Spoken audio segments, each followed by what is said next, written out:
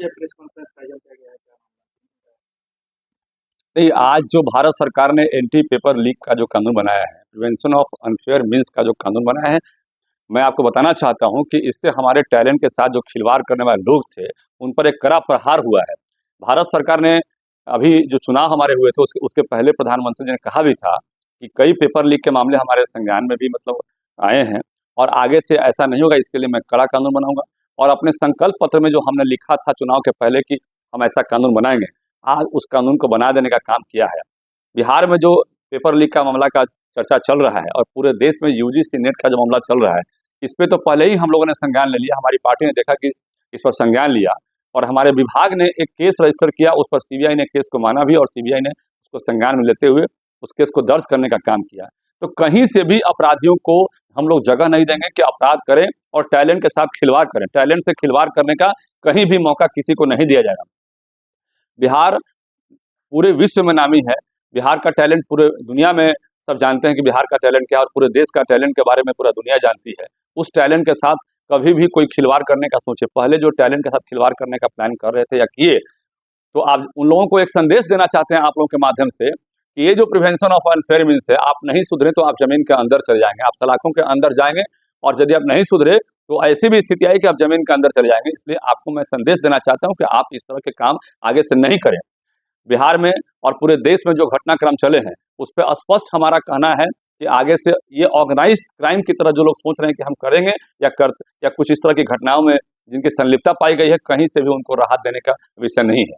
SB Yadav कार्रवाई करना है तो पहले लोग बातें करते देखिए, तेजस्वी यादव जब उनके बाबूजी की सरकार थी, तब उन्होंने कुछ तो किया नहीं। उनके समय में कई ऐसे मामले आए, उस पर कभी संज्ञान लिया नहीं। उसकी मैं चर्चा नहीं करूंगा, क्योंकि हम लोग नेगेटिव चर्चा भारतीय जनता पार्टी के लोग नहीं करते हैं, हम लोग पॉजिटिव चर्चा करते हैं। उनको ये दिखाई नहीं पड़ रहा है कि तेजस्वी यादव की सरकार में इस तरह के कोई कानून नहीं पास हुए और कोई इस तरह का एक्शन नहीं लिया गया।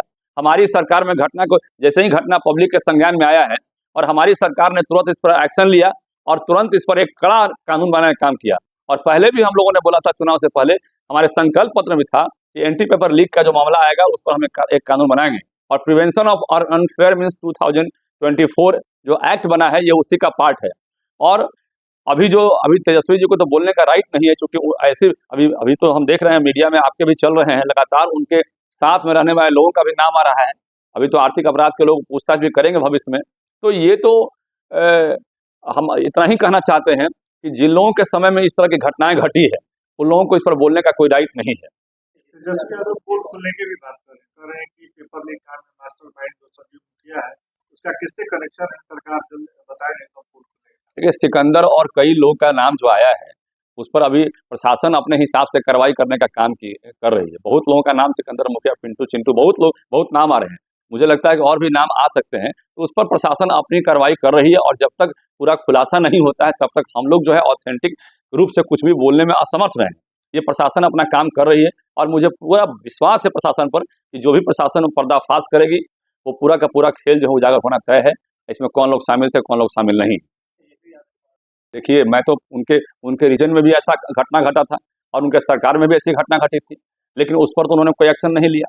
लेकिन जैसे ही ये घटना का संज्ञान हमारी पार्टी में आया, ये संज्ञान में आया, तुरंत इस पर एक्शन लिया। कहाँ इस तरह का कानून बनाया था उन्होंने?